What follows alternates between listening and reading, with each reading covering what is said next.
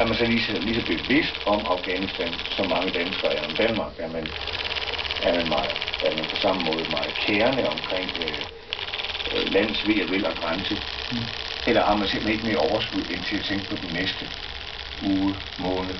Hvad er det for en tilstand, man er i som almindelig afghaner? Lige nu tror jeg, det handler bare om at overleve. Det er indtil den næste uge. Det tror jeg, som de fleste har det. Og de har en helt andre ting. Ja. Så jeg tror, det tager rigtig lang tid. Ja, det kan godt sige en ting i sådan skal vi sige, det sted, hvor man øver sig for at holde krig med hinanden. Og for sådan en vis del af Asien også på et tidspunkt var det. Akkurat ligesom i Jerusalem åbenbart blev udsat til at være det store symbol for alle konflikter. Ja. Ja, det er jo selvfølgelig bekendt for alle andre, så kan vi føre vores krige nede hos jer. Men det hjælper ikke så meget på sagen, når vi så også har metal og olie og diamanter og guld i bjergene. Ja. Ja. Ja. Hvordan har du, jeg må godt stille sådan et rigtig bagforspørgsmål, som jeg ikke vinder kavlingprisen på, men jeg prøver alligevel.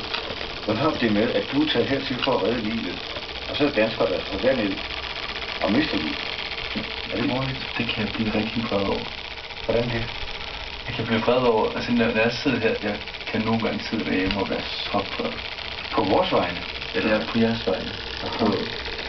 På Danmarks vegne. At man kan give afkald på så fantastiske ting. Og vi kan opsøge krige. At jamen, vi skulle gerne være med i Irak-krig. Vi skal være med. Men vi flygter, fordi vi nu er du heller ikke soldat. Og det er jo heller ikke, skal vi sige, familie. Det er professionelle soldater. Nej, 19-årige knægt er ikke en professionel soldat. Ja, det kan være, du ret i. Det vil ikke sende min 19-årige dansk søn til Afghanistan og sige, at jamen, du ved godt, når man skal føre krig, fordi han ved ikke, hvad hans fjende er. Nej. Talibanerne, de går ikke rundt i militærdragter. Nu er du som 31-årig familie for gammel til at melde dig til noget som helst militær, og du vil have statsborger, så det kan du faktisk se. Jeg heller ikke gøre det. Nej, men det vil du vide, hvad du kæmpe imod, hvis du tog til Afghanistan?